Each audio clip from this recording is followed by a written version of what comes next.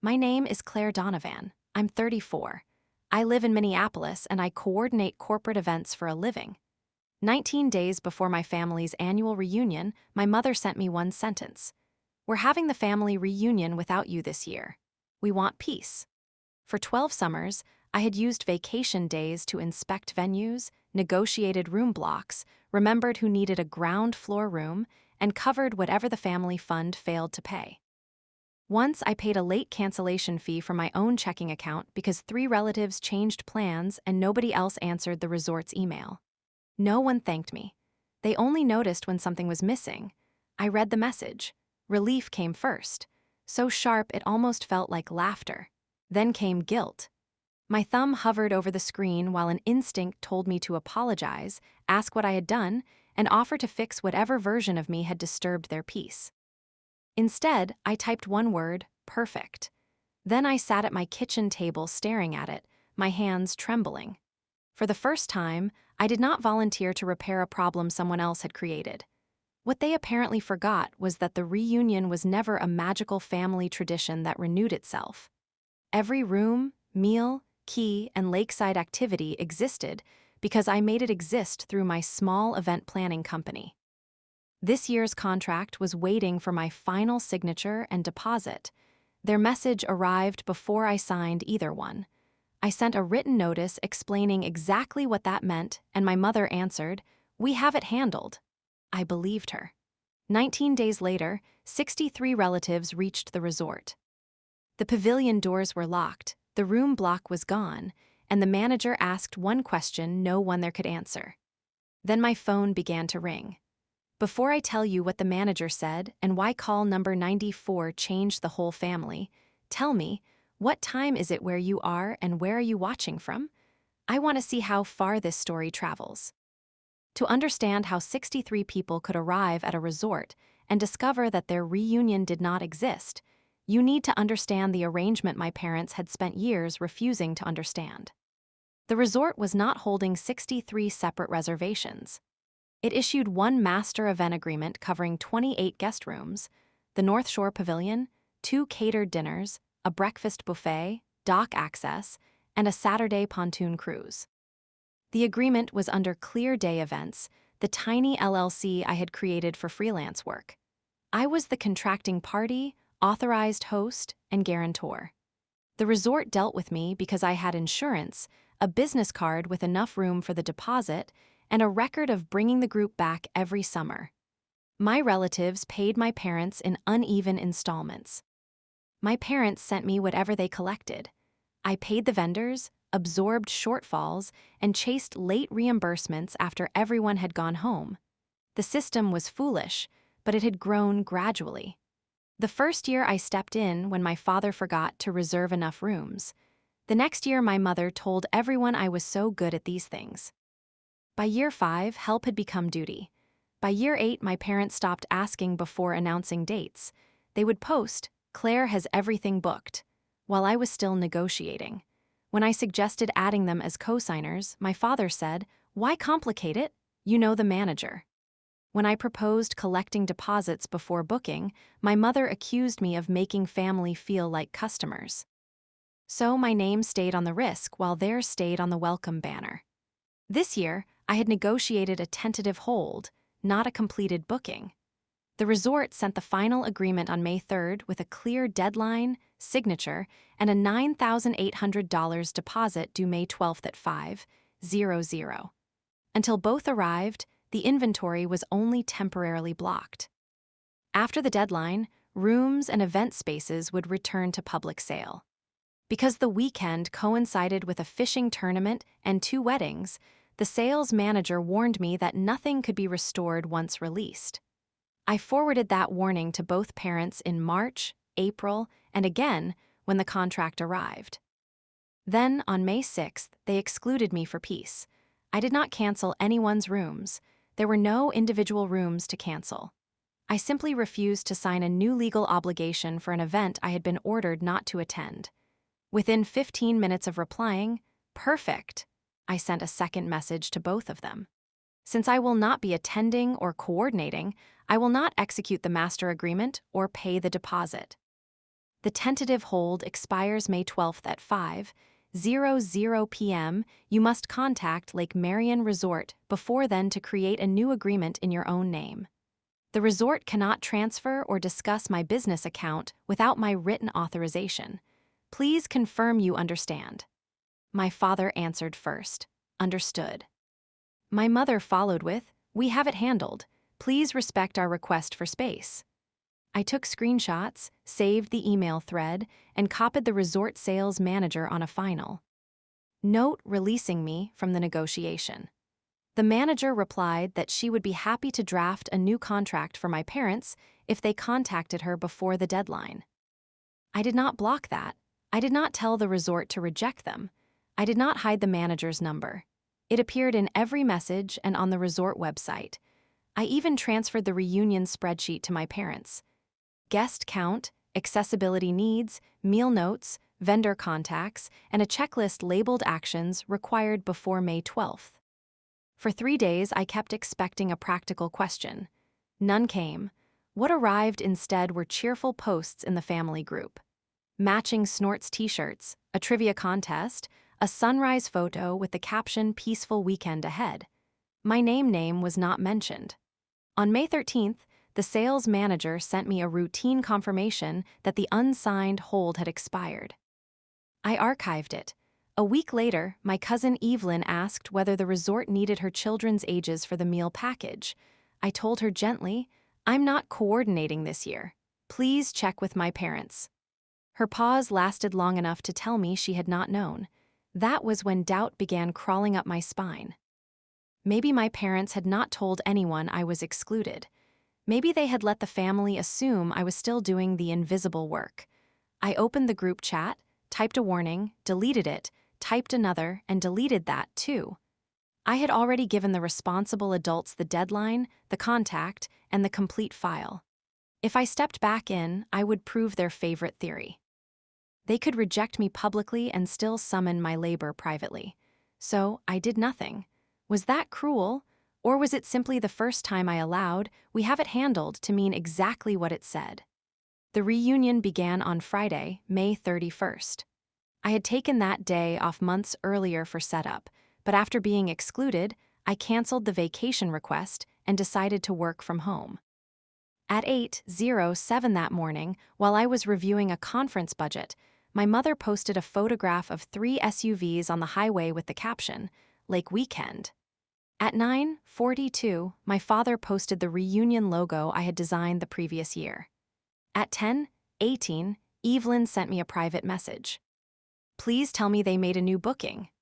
I stared at the sentence until the letters blurred. The first call came at 10:31. It was my mother. I let it ring. The second was my father. The third was a number I did not recognize.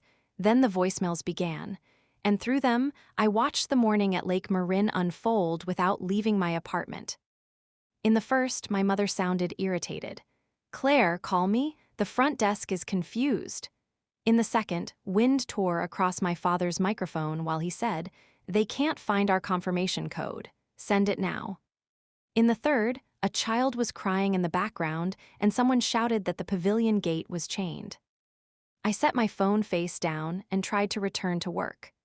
My coffee cup clicked against my teeth because my hand was shaking.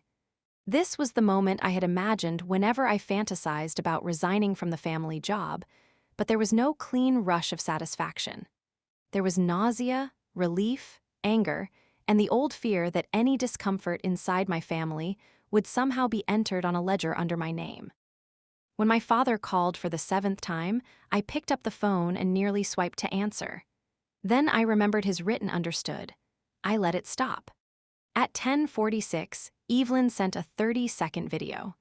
The resort itself was open, but the family's wing had been sold to wedding guests, and the North Shore Pavilion was locked because no event was scheduled there. My relatives stood in matching blue shirts among coolers, folding chairs, and suitcases. Behind them, a bride's florist rolled white arches through the lobby. My father was at the front desk, waving an old confirmation from the previous summer. My mother kept saying, "Our daughter booked us every year." As though repetition could convert history into a current reservation. The sales manager finally came to the lobby. Evelyn's next voice memo captured her answer. Mrs. Donovan, Claire was the authorized host on an expired tentative agreement.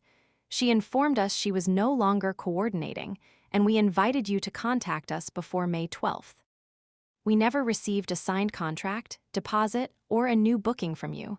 Without the host, there is no reservation for this group. My mother said, then call her and put it back. The manager remained calm. I cannot create inventory that has been sold, and I cannot charge another person's business account without consent. By 11:00, my phone showed 28 missed calls. The family group chat became a courtroom with no judge. My Aunt Denise wrote, "There are elderly people standing outside. Fix this."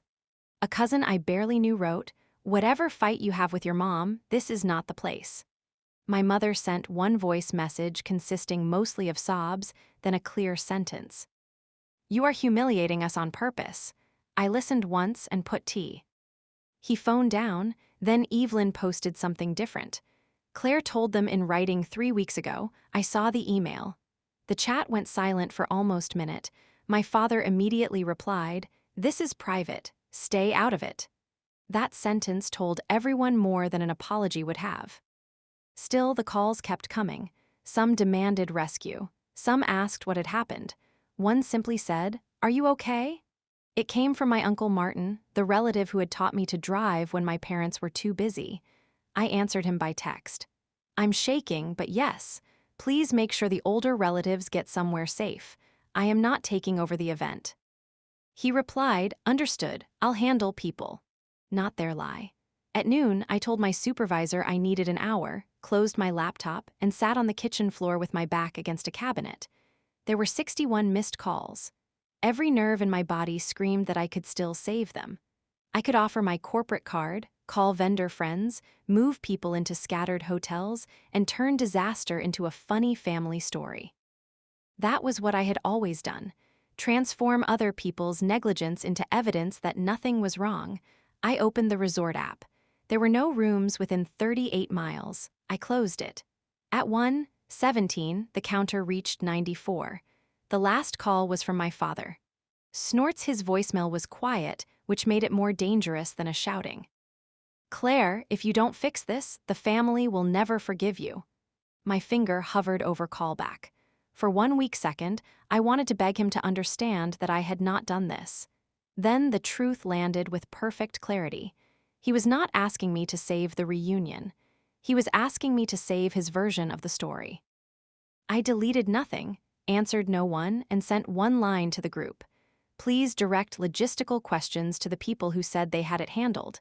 The consequences arrived in fragments. Evelyn kept me updated, but only after asking whether I wanted to know. I told her to send facts, not commentary. At 1:30, the last nearby hotel sold its final 2 rooms. At 2:05, my parents found 13 rooms at a roadside motel 38 miles away, but the rate had tripled because of the fishing tournament. 13 rooms were not enough.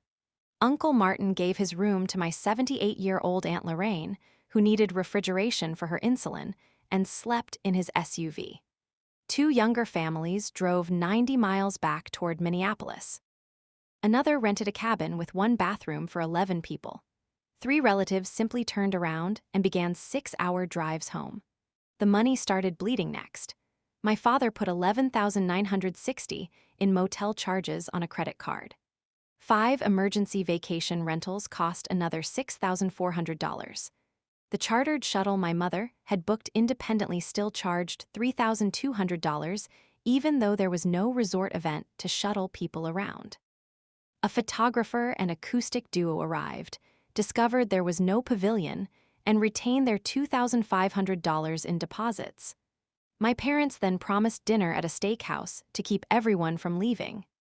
With tax, gratuity, and a private room surcharge, one unhappy meal cost $7,170. By sunset, their peaceful weekend had cost them more than $31,000, and that did not include the relatives demanding refunds for contributions they believed had secured resort rooms. I did not enjoy hearing that. I had spent years telling myself that if I ever stopped helping, the relief would be pure. It was not. When Evelyn described my mother crying behind the motel while my father shouted at a booking website representative, my stomach tightened. I pictured their faces. I pictured Aunt Lorraine exhausted after the drive. For 10 minutes, I paced my apartment and hated myself. Then I opened the email where my mom had written, "We have it handled. Please respect our request for space." Their humiliation was real, but so was their decision. At 4:12, my phone rang from Uncle Martin's number. I answered because I thought there might be a medical problem. My mother's voice came through instead. She had borrowed his phone after realizing I was not answering hers. "Claire, please," she whispered. "They found a lodging an hour away that can take some of us, but they want $12,000 now. Your card has the limit. We will settle later." The phrase "settle later" had already cost me years of savings. "Is Aunt Lorraine safe?" I asked. "Yes, but that is not the point. Everyone is watching us fall apart." "Then what is the emergency?" Her voice hardened. "Your family is stranded because you canceled everything. I canceled nothing. You removed the host before a contract existed. I gave you the deadline and Dad confirmed it. You excluded me from the reunion, but you still expected my credit card to attend." She began crying again. "Do you hear how cruel you sound?" I almost apologized. The word rose automatically, ready to do what it had always done, erase my boundary before anyone else had to feel one. I pressed my palm against the kitchen counter until the edge hurt. "I hear someone who is not paying $120. To hide your choice." Then I asked her to return the phone to Martin and hung up. By evening, the reunion had separated into 4 locations. The matching shirts made the disaster impossible to disguise. A teenage cousin posted a short video of the locked pavilion with the caption, "Family Reunion Speed Run. No rooms, no food, no reunion." It spread through the family's circles before his mother made him remove it. Inside the group chat, Uncle Martin asked a question that no one could soften. "Why did you tell 60 people the venue was confirmed after Claire warned you it was not?" My father answered that this was not the time to assign blame. Martin replied, "It became the time when I gave my bed to an elderly woman because you lied." My parents tried to continue. They arranged a Saturday picnic at a county park, but they had no permit for a group that large, and a ranger limited them to 2 small tables. A thunderstorm moved in before lunch. Coolers were shoved back into trunks, children cried, and half the remaining relatives left. Nothing cinematic happened. No one made a grand speech in the rain. People simply stopped cooperating. That quiet refusal hurt my parents more than shouting because their authority had always depended on everyone pretending the system worked. That night, I turned my phone off. I lay in bed feeling liberated and sick at the same time. I had not caused the rain, the sold-out hotels, or the expired hold. Still, letting people face consequences felt wrong because I had been trained to experience usefulness as love. I reminded myself that I had protected the vulnerable person by confirming Aunt Lorraine was safe. What I refused to protect was my parents' image. For once, I allowed those 2 things to be different. By Monday morning, my parents had found a story they believed could save them. I had canceled a fully paid reunion in revenge because they wanted one peaceful weekend. My mother sent that version privately to relatives who had left early. My father posted a painful family dispute caused an unexpected venue cancellation. We did our best under impossible circumstances. He never named me, but he did not need to. Several comments praised my parents for holding the family together. One person called my behavior vindictive. I had promised myself I would not fight through 50 separate conversations, so I did not. I created one message for the reunion group. It contained 4 screenshots. Their text excluding me, my notice of the deadline, my father's understood, and the manager's confirmation that the unsigned hold had expired. Beneath them I wrote, there was no paid reservation to cancel. I was told not to attend on May 6th. I gave both hosts the booking deadline and all vendor information the same day. They acknowledged it. I will not debate documents. Then I muted the chat. The screenshots did what my explanations never could. They gave everyone the same timeline at once. Evelyn Snorts added the email she had seen and confirmed that the manager offered my parents a new agreement. Then my Aunt Denise, the same woman who had told me to fix everything, asked a second question. What happened to the money we sent? That was the twist my parents had not prepared for. Relatives had contributed $4,650 toward the weekend. My parents spent $1,600 on matching shirts, welcome bags, and decorations, believing I would put the $9,800 resort deposit on my card as usual. The remaining $3,050 was still in their reunion account. They had not stolen it, but they had told the group the resort was paid while expecting me to finance the gap. That distinction did not help them. People demanded refunds because the emergency weekend charges had already strained their cards. My parents had to pull money from savings to reimburse every contribution. I then shared one final document, not to punish them, but to close the door they kept pretending was open. It was my ledger from the previous 6 reunions. I had temporarily advanced more than $86,000 to vendors and never recovered $18,420 of it.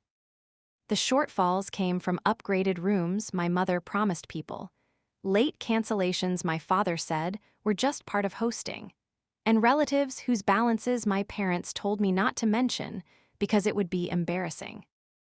I had hidden those numbers for years to protect the family atmosphere.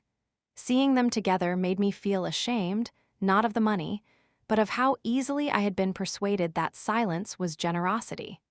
Uncle Martin's response became the sentence people repeated, "You didn't exclude Claire for peace. You excluded her from the photograph and expected her card to remain in the room." After that, the family's center of gravity shifted. Denise apologized to me without excuses. 2 cousins sent their old unpaid balances. Evelyn said she had always assumed my parents reimbursed me immediately. Several relatives left the chat my mother controlled and created a new group with transparent budgets and no permanent host. My father was removed as treasurer by a vote he called disrespectful. My mother, who had introduced herself for years as the person who kept this family together, was not asked to lead anything. The cost did not end with money. At church the next Sunday, 3 relatives who usually joined my parents for brunch declined. A family friend had seen the teenager's video before it disappeared and asked my mother what happened at the lake. She called me afterward furious that I had made a private problem public, although I had posted nothing outside the family group. I said, "The locked door was public. The lie was yours." She hung up. Over the next 2 weeks, my parents tried different explanations. First, they misunderstood the deadline. Then, they thought the resort would honor our history. Finally, they claimed stress had made them overlook my message. Each version collapsed against the same written acknowledgement. The more they tried to move blame, the more relatives understood that the failed booking was only the visible problem. The deeper problem was that my parents considered my time, credit, and competence family property, even after declaring my presence disruptive. For me, the strangest consequence was quiet. My phone stopped filling with tasks disguised as questions. No one asked me to compare menus, fix a dietary spreadsheet, or persuade a vendor to waive a fee. I went to work, came home, and realized how much of my mental life had been occupied by anticipating needs no one else planned to meet. The silence did not feel lonely.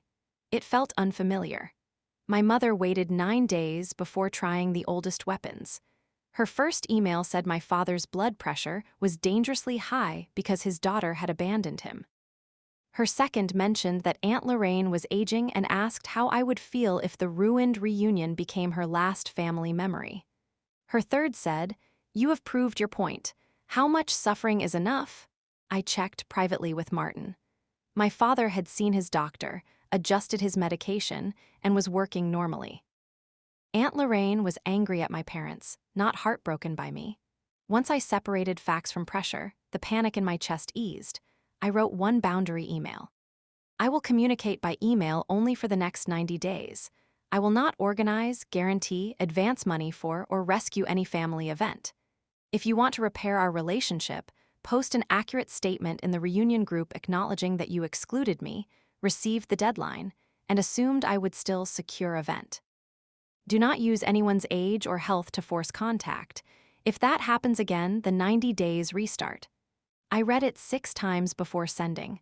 On the 6th reading, I almost softened force into encourage. I left it.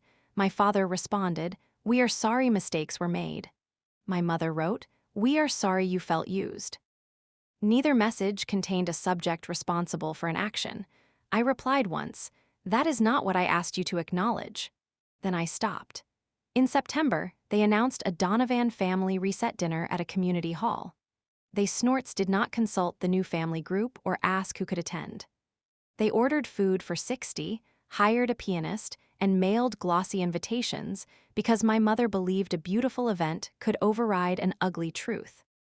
In previous years, she would have handed me the concept and expected me to create the machinery underneath it. This time, I declined the invitation and did not touch a single checklist. 11 people attended. The catering invoice was $3,780. Rows of empty chairs faced a banner that read, "Family is forever."